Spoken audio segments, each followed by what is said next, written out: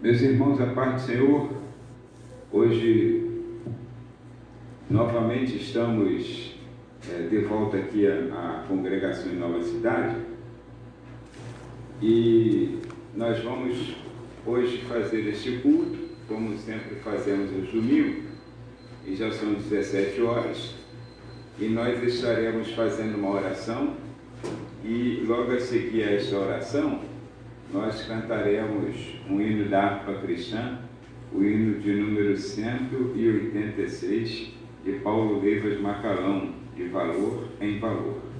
Pai, em nome de Jesus, te rendemos graças mais uma vez por estarmos, Senhor, pela segunda vez nesta casa hoje, agradecendo a Deus querido, porque até aqui tu tem nos ajudado. Grandes coisas tem feito o Senhor por nós, e por isso estamos alegres.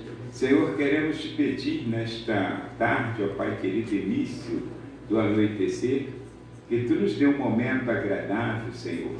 Ó Deus, enquanto estivermos louvando, adorando o teu nome, ó Deus, receba esta adoração, esse louvor, e quando a palavra estiver sendo ministrada, Senhor, meu Senhor, eu te peço mais uma vez, que tu, Senhor, libera uma palavra de ordem, ó Deus, a respeito de cada um dos teus filhos que estiverem ouvindo ou que ouvirão esta mensagem, Senhor, para que possa haver edificação, exortação, ó Deus, consolação, e para que possa, ó Pai querido, haver cura, Senhor, libertação nesta noite. Assim nós te pedimos agradecidos, em o nome santo de Jesus. Amém. 186. Pela fé que uma vez me foi dada, para seguir o Cordeiro de Deus, pela graça de Deus enviada, andarei com valor para os céus. Quero andar de valor em valor e seguir a Jesus, meu Senhor, até que um dia receba no céu a coroa que me dará Deus. De Deus quero vestir a armadura, para lutar com coragem e valor, pois aqui a peleja é dura, contra as hostes do vil tentador. Quero andar de valor em valor e seguir a Jesus, meu Senhor, até que um dia receba no céu a coroa que me dará Deus. Em Jesus eu farei 1000 proezas, no combate da fé e do amor.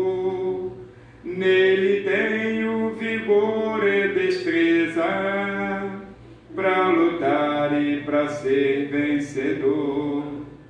Quero andar de valor em valor e seguir a Jesus, meu Senhor, até que um dia receba no céu a coroa que me dará Deus. Eu direi ao findar esta liça, combati o combate de amor, e coroa terei de justiça, que no céu me dará o Senhor. Quero andar de valor em valor e seguir a Jesus, meu Senhor, até que um dia receba no céu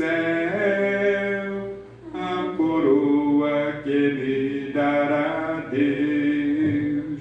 Glória a Jesus pela fé que uma vez nos foi dada.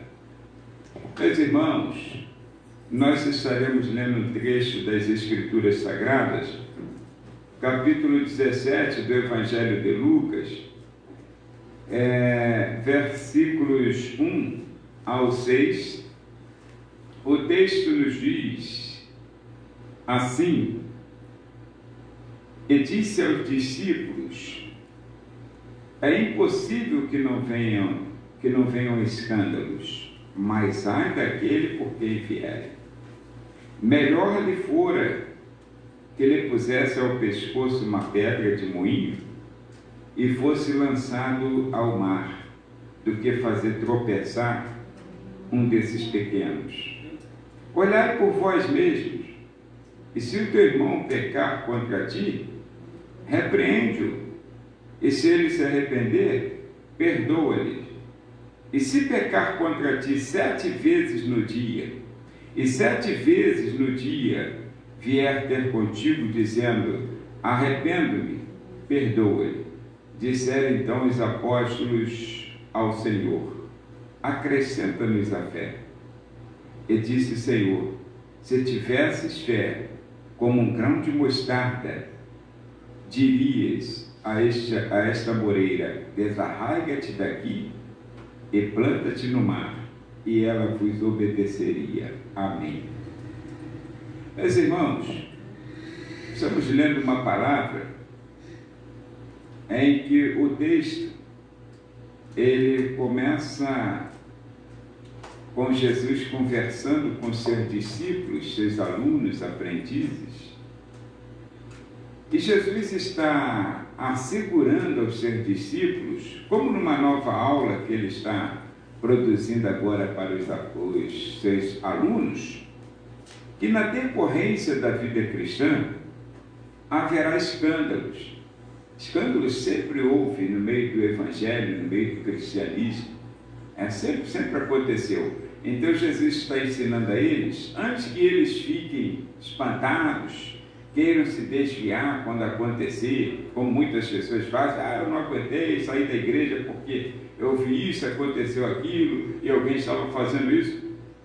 Então Jesus disse: é necessário que venham os escândalos. Isso sempre vai acontecer. É assim que ele estava querendo dizer. E que na decorrência da vida cristã, então, haveria escândalos e também desentendimento entre irmãos. Isso ele está dizendo aqui. Ele está dizendo que haverá também desentendimento. Se alguém pecar contra ti, fizer alguma coisa, falar mal de você, sempre haverá também desentendimento entre irmãos. Porém, ele faz algumas advertências e nos diz que, primeiro, devemos tomar cuidado com nossas vidas. É o versículo de número 3. Devemos tomar cuidado com nossas vidas. Ele fala assim, olhai por vós mesmos. Mais tarde, Paulo diria para nós que o que ele recebeu do Senhor também lhes ensinaria. E ele disse: examine-se, pois, o homem a si mesmo, e assim coma do pão e beba deste cálice. E uma outra coisa interessante, então, além de que você deve tomar conta da sua vida, eu devo tomar conta da minha vida, é que Jesus está dizendo que quem pecar contra o próximo, porque não é só o próximo que peca contra nós. Ele diz: se alguma pessoa, algum irmão vier pecar contra ti, mas quem pecar contra o próximo, às vezes, aquele é o ofendido, e às vezes eu sou o ofendido. Então ele diz: deve pedir o perdão. Isso ele está ensinando também nos versículos 3 e 4. E a terceira coisa interessante, que ele está advertindo, é que quem for ofendido, deve ter a disposição de liberar o perdão. Então quem ofendeu, deve pedir o perdão. E quem for ofendido, deve ter a deliberação de liberar o perdão sobre a vida da pessoa. Está no versículo 4. Então os discípulos entenderam, com estas advertências de Jesus, que ao longo da carreira cristã aconteceria, da vivência cristã, acontece conosco, que até hoje nós temos dificuldades em reproduzir esse ensinamento e seguir essas advertências. Os discípulos entenderam que para tal procedimento, ou seja, encarar esses escândalos como se fosse algo natural que tem que acontecer, ou a questão da ofensa do ofendido, em deliberar perdão para as pessoas que nos ofendem. Então os discípulos entenderam que para tal procedimento precisariam do exercício da fé. Pessoal, Jesus não mencionou sequer em um momento a fé que deveria ser exercitada. Mas eles entenderam, à medida que ele ia falando e trazendo advertência, eles entenderam que para tal procedimento seria necessário o exercício da fé. Por isso ele disse, como quem diz assim, sem fé é impossível nós fazermos isso. Por isso que ele fala, Senhor, aumenta-nos a fé. E é aí que nós observamos que Jesus dá uma palavra sobre a questão da fé. E Jesus deu uma palavra que nos traz coisas interessantes sobre a fé.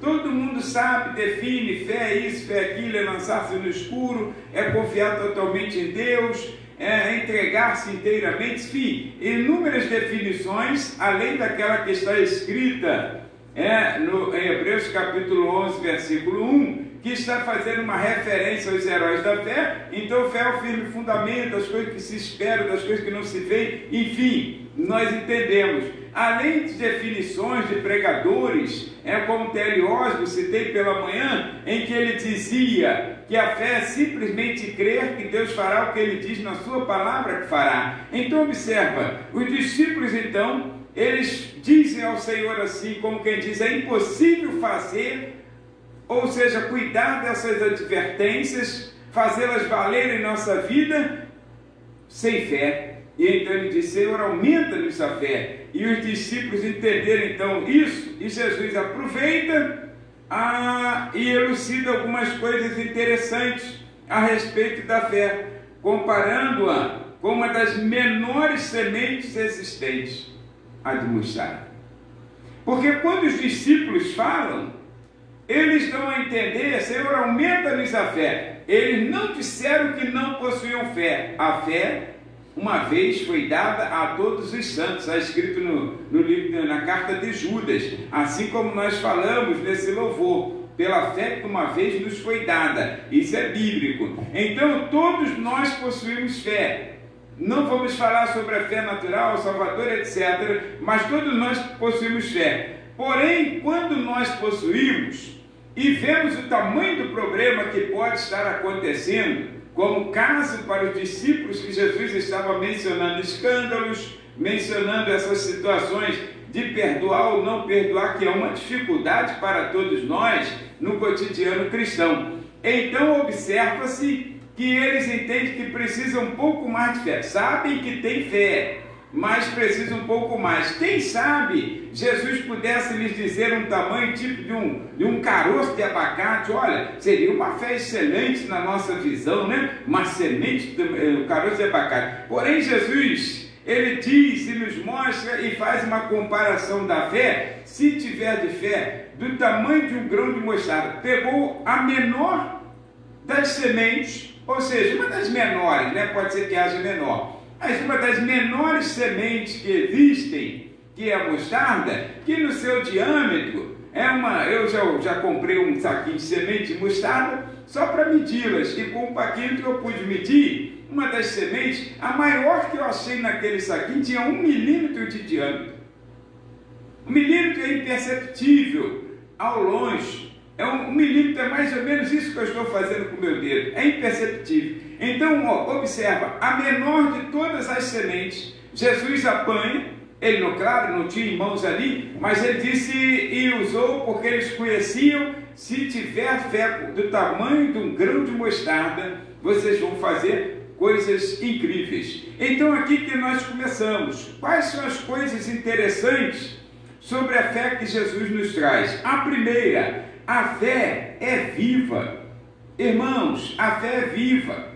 A fé, ela vive. A fé, ela não precisa se mostrar. Ela tem vida. Ela não precisa dizer, eu estou aqui. Por isso que eu sempre digo nas orações de intercessão que eu faço para as pessoas que estão enfermas, para as pessoas que buscam a solução dos seus problemas, das suas dificuldades, eu sempre uso uma expressão, não está contida na Bíblia, mas ela é fundamentada na Bíblia. A fé não tem sentimentos, ela tem segredos. Ninguém precisa dizer assim para o outro, quando vai para a rua e vai passando, e diz, estou aqui, estou vivo. Não, ninguém precisa. A fé se evidencia, ela se mostra. Se a pessoa olha para você, você está andando, está respirando, está comendo, está fazendo qualquer outra coisa, se supõe que você esteja vivo. Então a fé ela se evidencia por ela mesma. E a palavra do Senhor diz aqui que a primeira coisa interessante que Jesus nos mostra é que a fé precisa ser viva. Não é o tamanho que é relevante, mas ela ser viva, porque a semente possui viva. Pode ser pequena, mas tem que ter vida. Você fala agora, mas a minha fé não é do tamanho da fé do irmão. Ou pode ser pequena, tem que ter vida. O problema é que nós às vezes queremos demonstrar fé para os outros. Nós queremos viver de forma que as pessoas olham, ali vai uma pessoa que tem fé, a fé do tamanho da de Abraão. Tem pessoas que ficam disputando, você não tem fé, você está de máscara porque não tem fé. Não, você está de máscara porque tem fé. Tem fé que Deus estabeleceu a sabedoria humana e a Organização Mundial de Saúde determinou alguns parâmetros para que você pudesse prolongar os seus dias, e você está crendo no Senhor, mas acompanha todas as medidas de segurança. É natural. Ou então você que tem fé demais, que a fé é grande demais e fica combatendo o outro dizendo que ele não tem fé, aí você, à noite, você fecha a tua casa ou deixa aberta. Não pode usar máscara, mas pode trancar a casa. Que confiança é essa? Então onde estão os anjos? Bate-se o cadeado, confere a porta se está fechada. Onde está a tua fé? A fé ela não tem o tamanho que você às vezes acha que tem. Ela precisa apenas ser viva. Se você tem uma fé, creu na palavra, creu no Senhor Jesus Cristo para a tua salvação, não importa se você às vezes oscila um pouquinho, como Pedro oscilou ao sentir o vento frio, ao sentir o mar turbulento, e ele então começou a afundar. Jesus não estava dando uma bronca nele, Jesus estava apenas advertindo que a fé dele era suficiente para fazê-lo caminhar. Ele deu alguns passos, mas ele duvidou no meio do caminho. Jesus não o condenou por aquele momento em que ele titubeou na fé. Jesus não condenou Tomé, mas ele disse assim: Tomé, não sejas incrédulo, mas crente. Quer dizer, a fé que Tomé possuía era suficiente. Então a fé precisa ser viva. O tamanho da semente, do tamanho da semente de abacate, que é uma semente grande, você, meu Deus, essa semente aqui, isso é que é fé. Planta, vai nascer uma plantinha pequenininha e daqui a pouco ela vai germinar. Planta também a semente da mostarda, ela precisa ser viva, gerar vida.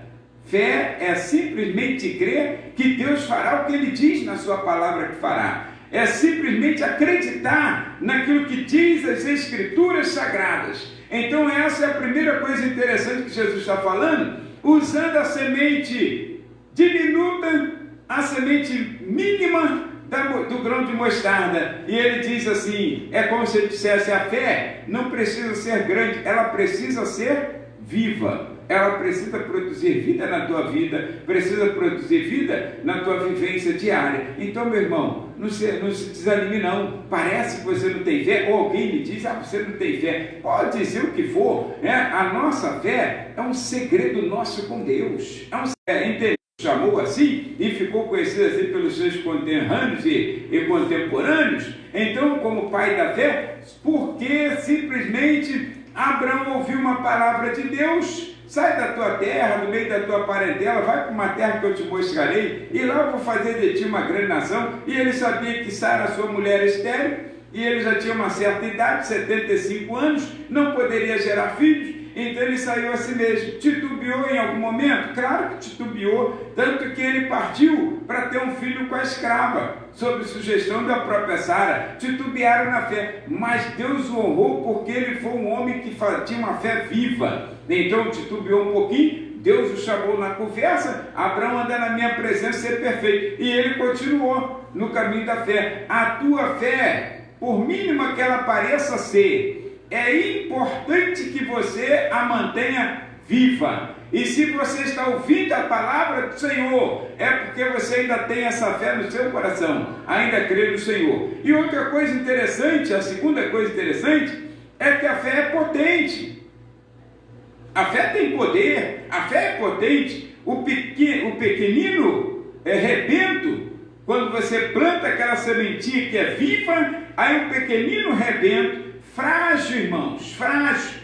Frágil, qualquer semente, estamos usando a semente da mostarda por conta de Jesus, mas as crianças, por exemplo, plantam semente de feijão no algodão, né, com água para a escola, mas planta lá na terra, qualquer semente, o pequeno rebento tão frágil, que você pode quebrá-lo, você pode, com a unha, até uma criança pode, tão frágil, ele consegue emergir da terra e tornar-se uma árvore.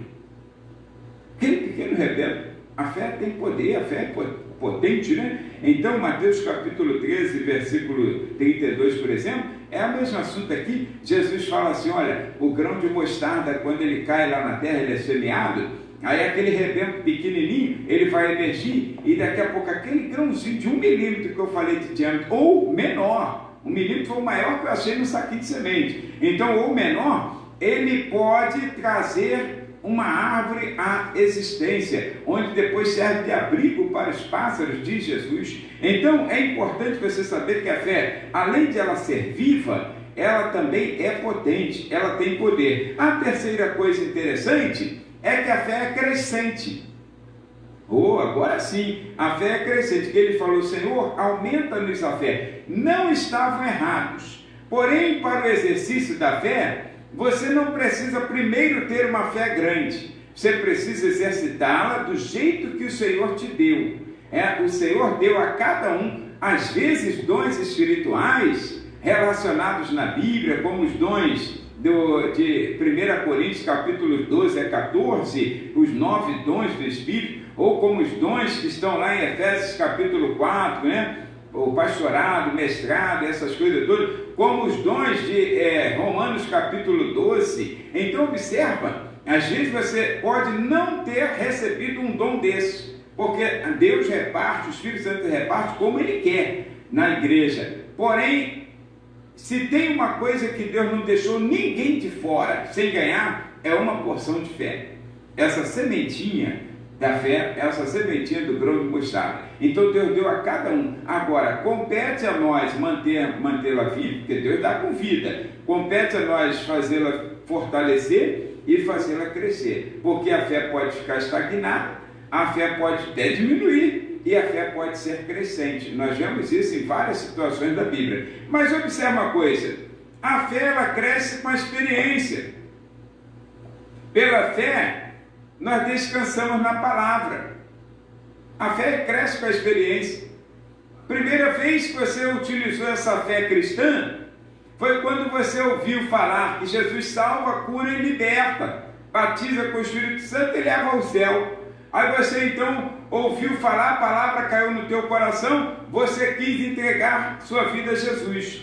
Aí depois você vai exercitando essa fé ao longo da tua vida cristã. Ninguém te ensina muitas coisas às vezes, mas você vai exercitando a si mesmo. E ela vai, com a medida com que você vai tendo experiências com Deus, a tua fé vai sendo acrescentada à sua vida. Você vai aumentando o volume dessa fé. Tanto que o apóstolo Paulo, na carta aos Romanos, capítulo 10, o versículo 17, ele fala que a fé, ela vem pelo ouvir, e ouvir a palavra de Deus. Olha que coisa interessante. A fé vem pelo ouvir. Quer dizer, como ela vem, às vezes você, como discípulo, Senhor, aumenta-nos a fé, ou quem sabe você esteja pedindo ao Senhor, Senhor, dá-nos fé, dá-nos fé. O Senhor já te deu a fé, agora ela precisa crescer na tua vida, que ela é viva. Ela é poderosa, ela precisa crescer, ser crescente na tua vida.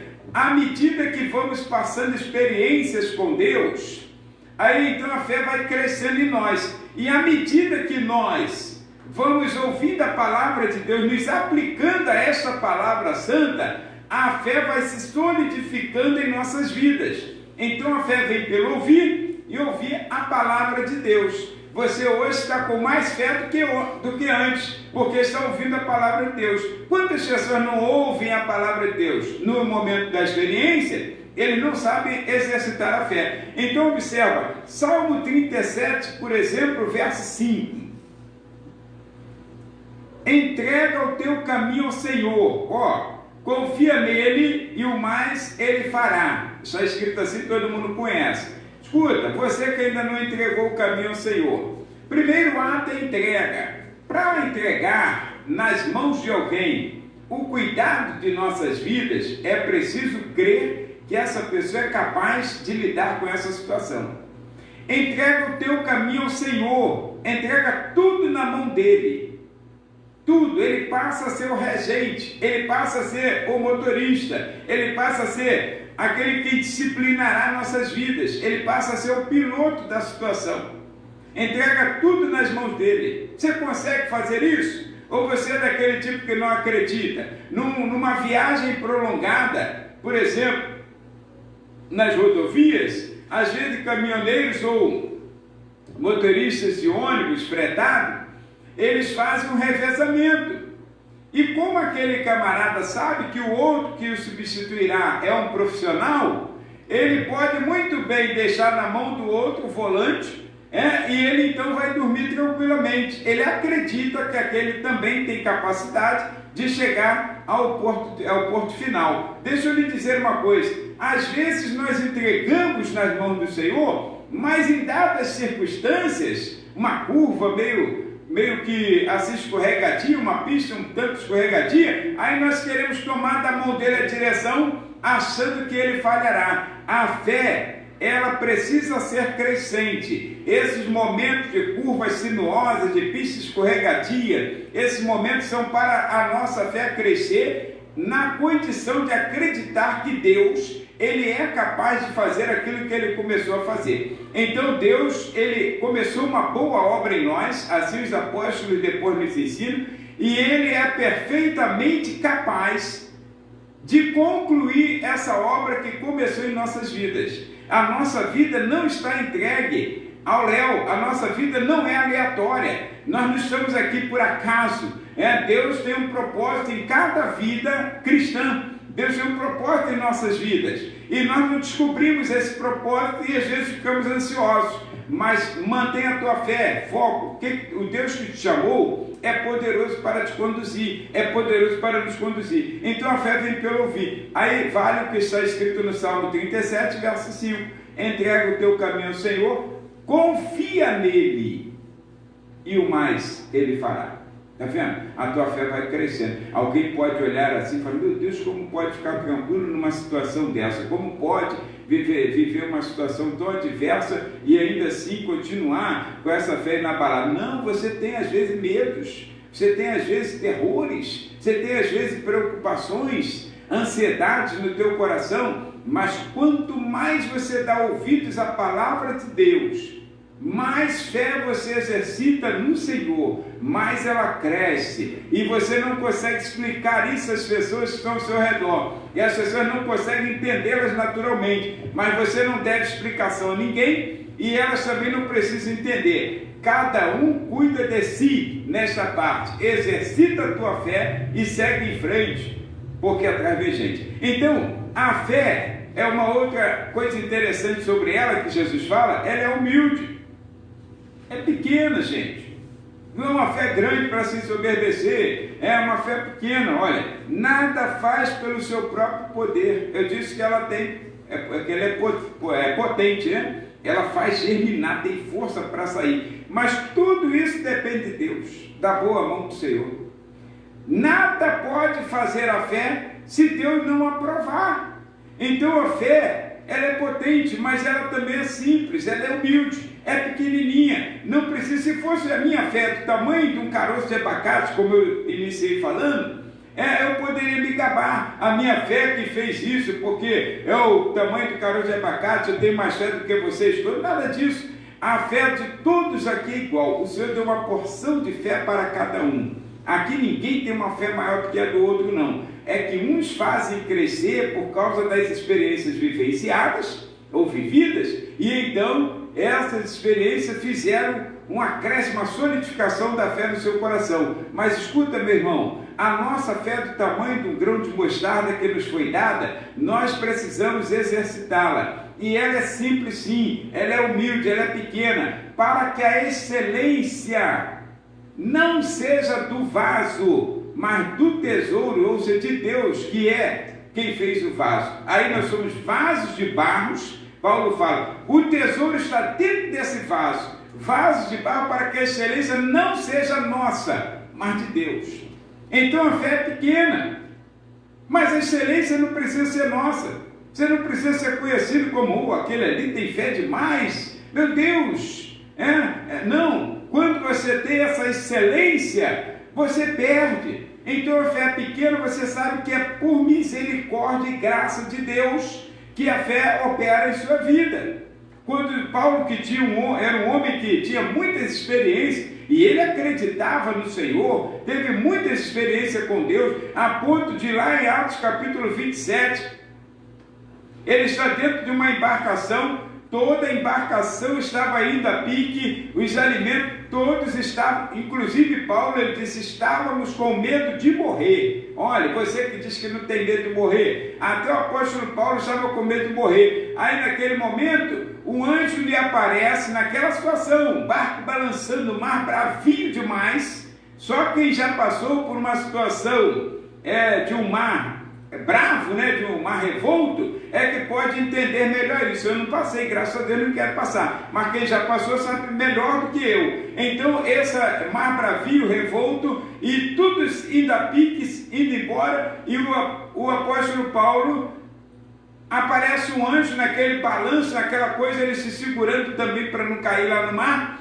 e o anjo diz assim, Paulo, fica tranquilo, olha que situação, irmãos, fica tranquilo, porque os que estão aqui, e são 276 pessoas na embarcação, ele diz assim, toda a embarcação e a bagagem se perderá, mas essas vidas, nenhuma delas se perderá, todas, porque é necessário que você compareça a Roma. Olha só, e naquela situação, mudou alguma coisa no cenário? Não, continuou, o anjo subiu, e continuou, e Paulo chega para o capitão com muita dificuldade, se aproxima até onde ele está e diz assim, fica calmo, porque um anjo me apareceu. Olha, irmãos, simplesmente crer, não mudou nada. Por isso que eu disse, fé não tem sentimentos, o mar não parou, o navio não sossegou, nada aconteceu de diferente, e ele agora já tinha outro discurso. Ele estava falando assim, vamos morrer todo mundo. Aí agora ele chega para o capitão e diz assim, olha, fica tranquilo, porque o Senhor me apareceu e disse que é necessário que eu chegue a Roma e ninguém vai morrer. Olha só que situação. E assim aconteceu simplesmente porque ele exercitou uma fé pequena. Ele estava crendo? Não, estava com medo de morrer. Quem está com medo de morrer não está crendo. Mas aí uma fé pequenininha, que veio a palavra do Senhor. Por isso que lá a Roma, ele escreveu e disse assim, a fé vem pelo ouvir, e ouvir a palavra de Deus. Aquilo que Deus falou, é aquilo que Ele fará em nossas vidas. Acabou. Ninguém tem mais nada com isso. O que Deus fala é aquilo que Ele cumpre. E pronto. Então, a fé é humilde. Agora, uma outra coisa interessante, a fé, ela provoca milagres. Olha só, pequenininha, mas provoca milagres. Deus não começa com uma fé grande, começa com uma fé pequena.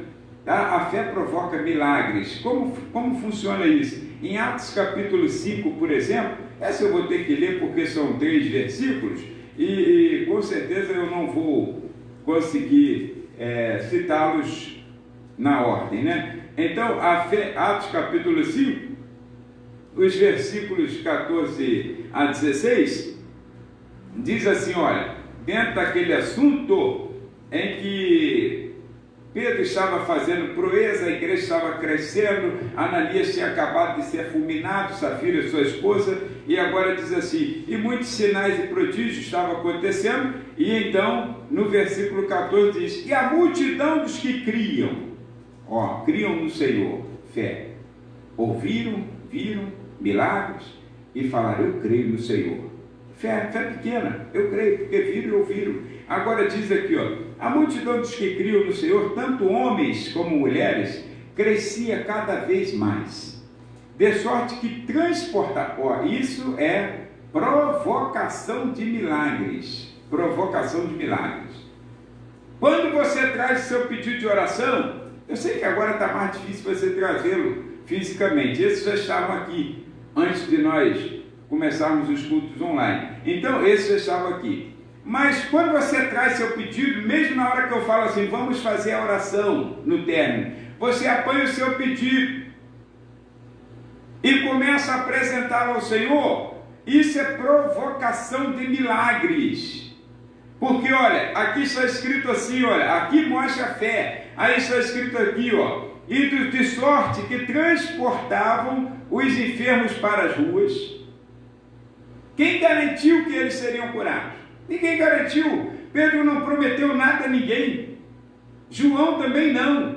Mas como eles estavam andando, Deus estava fazendo proezas pela fé pequena de Pedro e João, que disseram, não temos nada, nem ouro, nem prata, nada nós temos para te oferecer. A única coisa que temos é você levantar-se em nome de Jesus Cristo Nazareno e andar. E assim aconteceu. Então, ó, ele disse, de sorte que transportavam os enfermos para as ruas e os punham em leitos e em camilhas, para que ao menos a sombra de Pedro.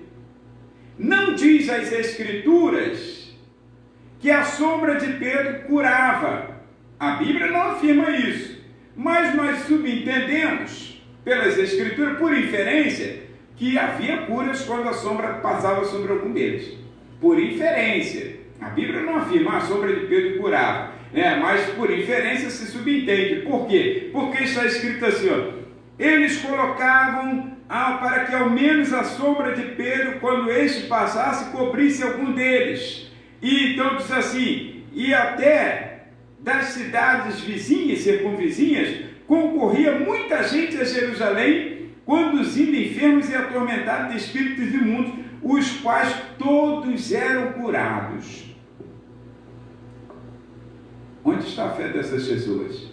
Algumas pessoas iam por sua própria, com suas próprias decisões, ou soube que tem alguém ali que está orando enfermos, eu vou lá, vou levar o meu pedido de oração. Algumas outras pessoas não tinham como transportar, mas ia lá, olha, tem um pedido aqui, meu servo está em casa, meu filho, minha esposa está doente, etc. Então, eu quero pedir oração por eles. Algumas outras pessoas levavam os seus enfermos. Olha, a enfermidade de alguns não dava nem ocasião dessa pessoa exercitar a fé. Mas a fé desses que são intercessores, a fé nossa como intercessores, ela às vezes fundamenta a cura.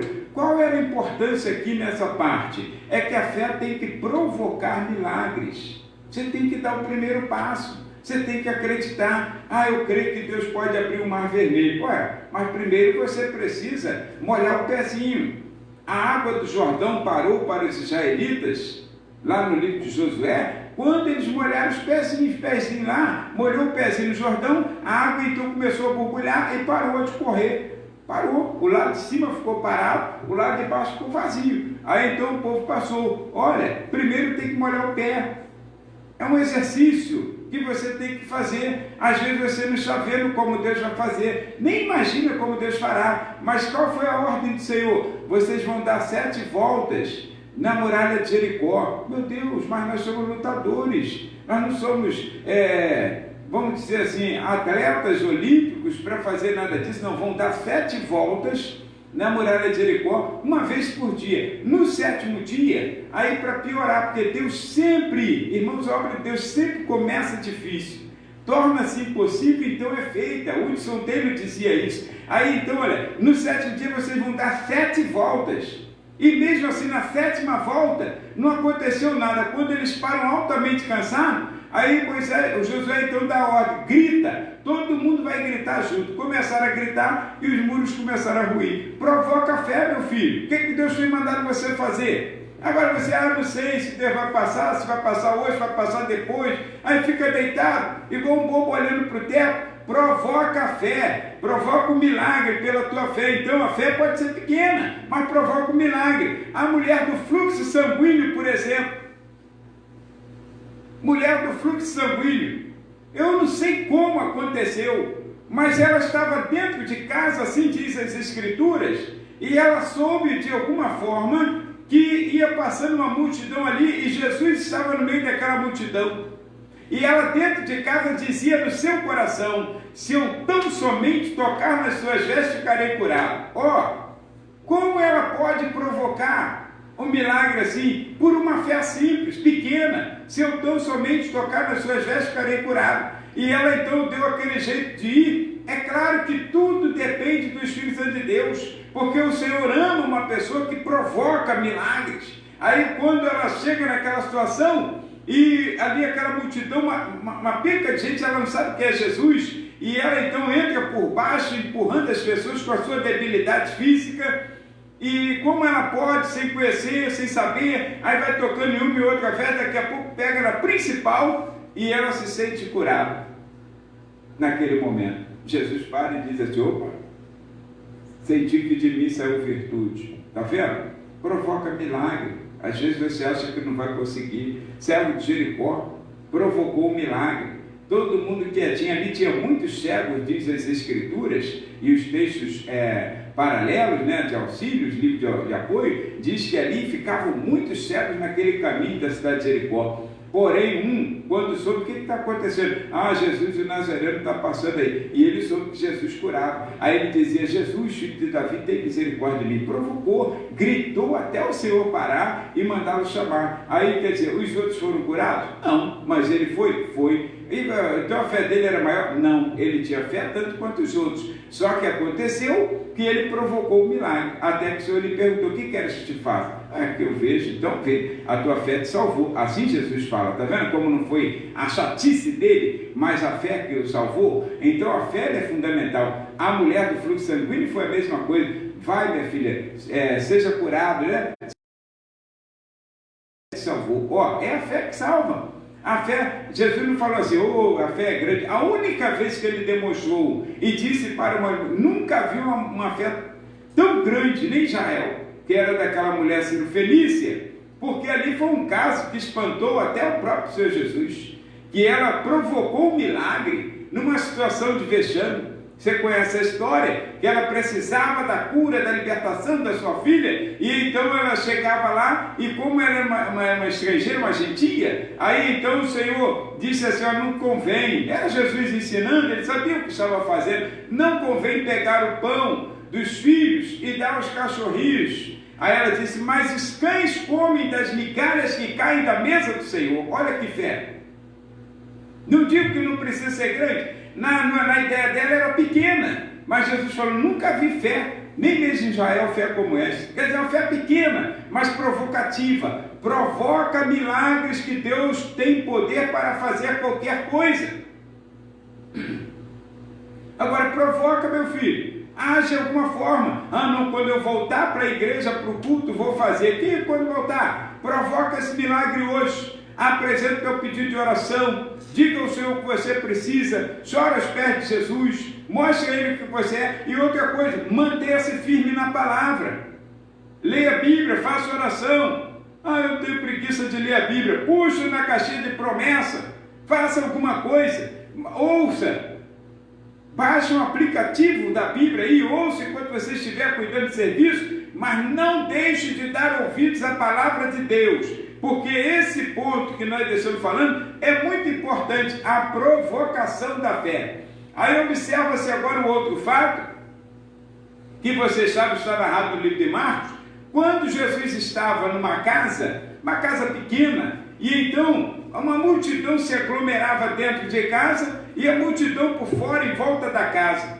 E então de repente eu tenho 4 pessoas que não estão precisando de nada, graças a Deus, mas elas têm um amigo que elas gostariam que fizesse parte do seu círculo, que andasse, brincasse com eles, de repente estivesse para lá e para cá. E ele diz assim: olha, soube que Jesus está lá e ele cura enfermo, vamos levar o nosso amigo. E leva aquela pessoa numa cama, um paralítico, que eles gostavam muito. 4 pessoas não precisam, mas alguém precisa, e eles são como intercessores. Aí eles levam, quando chega lá aquela multidão que estava em volta da casa, eles têm uma ideia mirabolante, vão passando com maior dificuldade, provavelmente já com a cama sobre os ombros, e sobe uma escadinha para a casa, para o telhado, abre aquele telhado de palha e desce a cama com cordas onde Jesus está. Quando Jesus vê aquela cena, aquele paralítico descendo, Jesus não olha para os moços, elogia ele, nada disso, mas a provocação da fé para o milagre, olha, provocação de milagre, ela é funcional. Aí Jesus olha para o paralítico e diz: filho, os teus pecados são perdoados.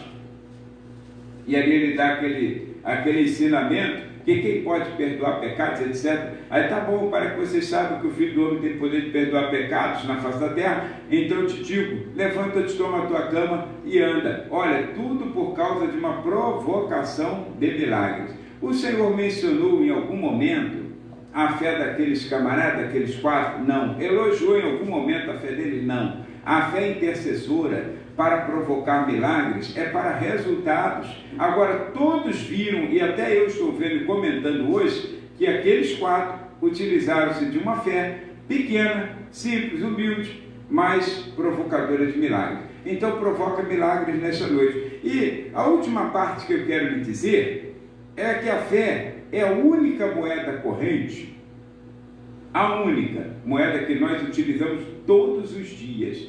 Sem fé é impossível agradar a Deus. Hebreus capítulo 11, versículo 6. Sem fé é impossível, não tem como você agradar a Deus sem fé. Então a única moeda corrente Deus nos deu desde o primeiro dia, nós estamos negociando essa fé, ou seja, aumentando, crescendo, desenvolvendo todos os dias da nossa vida cristã, não importa quanto tempo você viverá aqui na terra.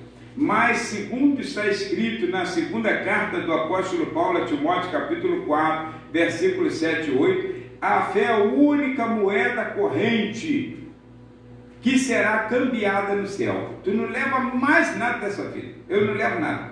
Não vou levar nada, não vou levar absolutamente nada. Eu não vou precisar saber pregar no céu, não vou precisar saber cantar, não vou precisar saber ensinar, lá não vou levar nada. Nenhum dom que eu tenho aqui precisa lá. Nenhum dom. Todos os dons que me foram dados como talentos, eu preciso utilizá-los aqui.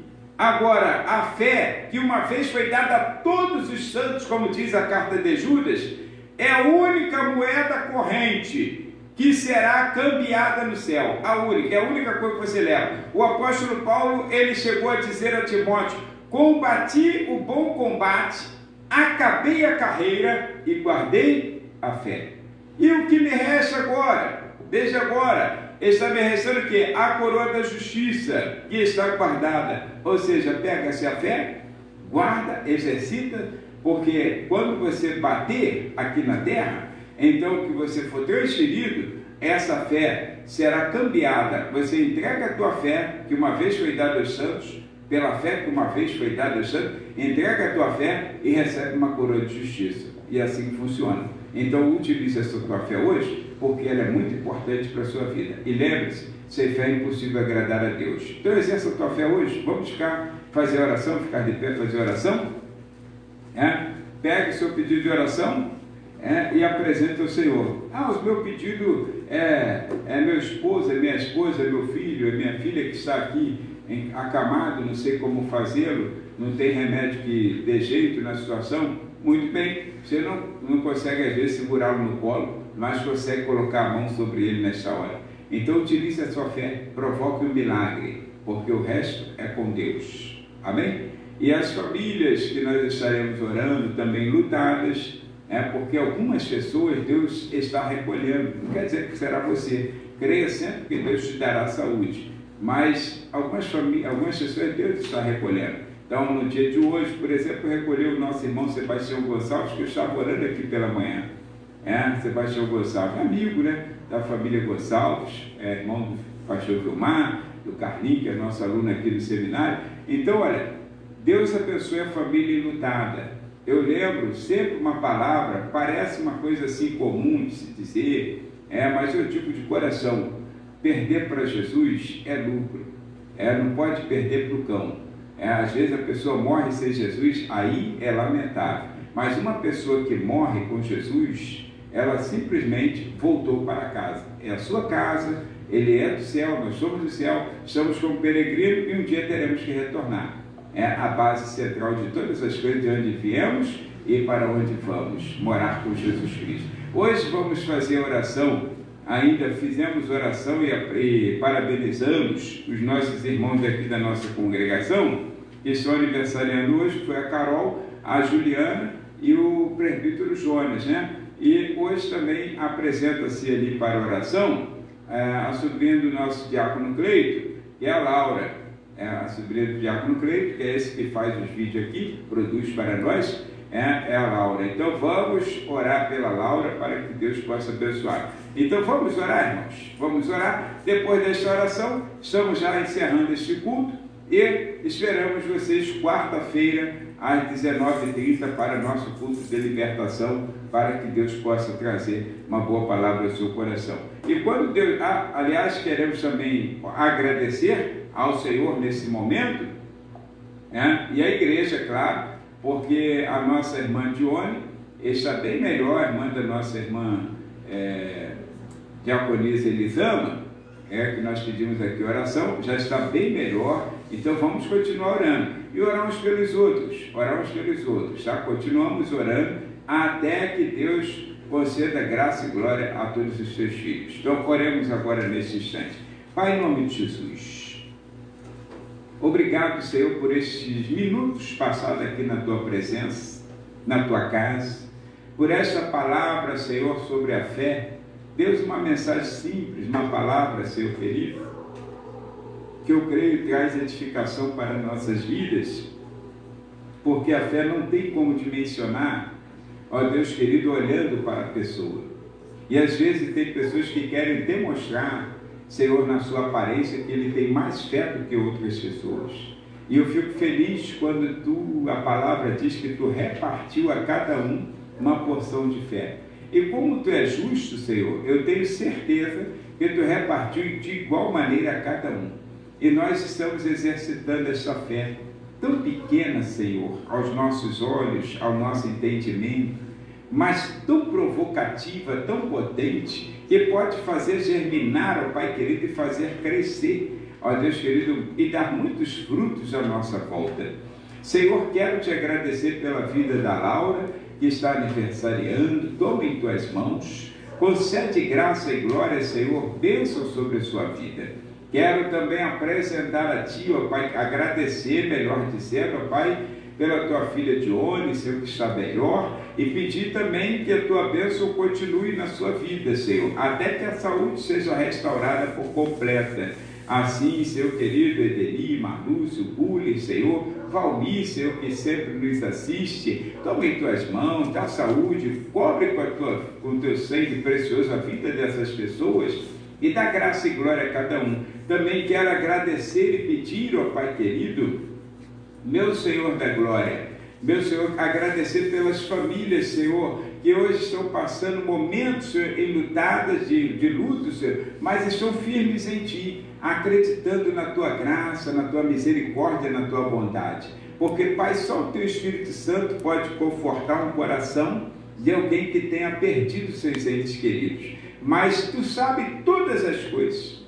E nós queremos te pedir, ó Pai querido, que Tu venha trabalhar em nossas vidas de maneira que sempre sejamos prontos a Te agradecer, mesmo na mais difícil situação, ó Pai. E quero pedir, ó Pai querido, nesta hora, pelos Teus filhos que têm seus pedidos de orações. Alguns estão aqui neste altar como nomes, fotos e documentos. E outros estão nos seus lares agora, Senhor. É como se Tu os trouxesse para este altar, ó Pai querido, para que fossem apresentados a Ti. E quero pedir, Senhor, que Tu libere uma palavra de ordem para abençoar esta vida, esta casa. Meu Senhor, abrir portas de trabalho aos desempregados ou reempregá-los, Senhor, na mesma empresa. Senhor, quero Te pedir que Tu venha, Senhor, abençoar, Senhor querido, todos os setores da nossa sociedade. Pedir que Tu venha estabilizar a economia, Senhor.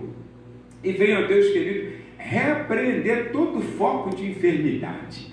Meu Senhor, repreenda nesta hora, começa na casa dos Teus filhos, libera uma palavra de cura, Senhor. E, ó Deus querido, repreende este mal, repreende, Senhor querido, esta vida. Ó Deus querido, tudo aquilo que não provém de Ti, mas está sob Tua permissão. Então, ó Pai querido, quebra o arco, corta a lança, faz cessar esta praga, Senhor. E, ó Deus, dá vitória aos Teus filhos nesta noite. E quero Te pedir, ó Pai querido, que Tu venha trabalhar na vida daqueles que estão sofrendo de insônia, sofrendo, ó Pai, de dores meu Senhor da glória, dores, Senhor querido, nos ossos, na coluna, dores, ó Pai querido, meu Senhor, enfermidade pulmonar, enfermidade, Senhor querido, na cabeça, tumor maligno ou benigno, Senhor, tem misericórdia e repreende o mal. Repreende, ó Deus querido, esse mal que circula no sangue, ó Pai querido. Ah, Senhor, toma em tuas mãos os teus filhos e, ó Pai querido, controla a pressão arterial, controla o nível glicêmico no sangue. Meu Deus, toma em tuas mãos, meu Senhor, dá sabedoria aos teus filhos para que possam, ó Pai querido, viver esses momentos, ó Pai querido, de angústia, de aflição. E, ó Deus, acreditando na tua bondosa palavra, na tua bondosa graça.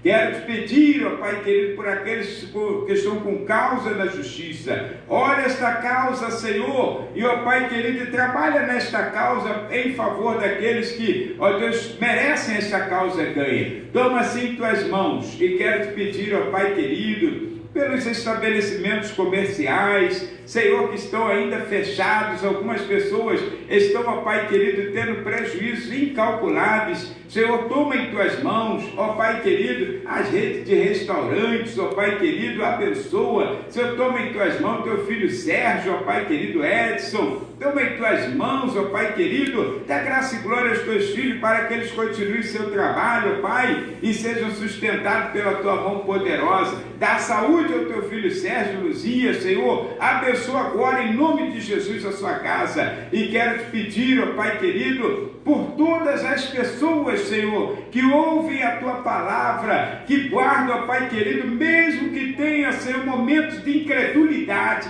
de dificuldade de compreender, mas agora, Pai, pelo Teu Espírito Santo, trabalha nessas vidas e livra do mal, Pai, repreende o que não provém de Ti, dá grande vitória aos Teus filhos, porque nós cremos na Tua palavra e cremos na Tua promessa, e assim te pedimos que Tu, Senhor, nos dê uma noite abençoadíssima, em o nome de Jesus, amém. E que a graça do nosso Senhor e Salvador Jesus Cristo, o amor de Deus e as consolações do Espírito Santo seja com todo o povo de Deus. Todos dizem amém. Deus abençoe, tenha uma ótima noite.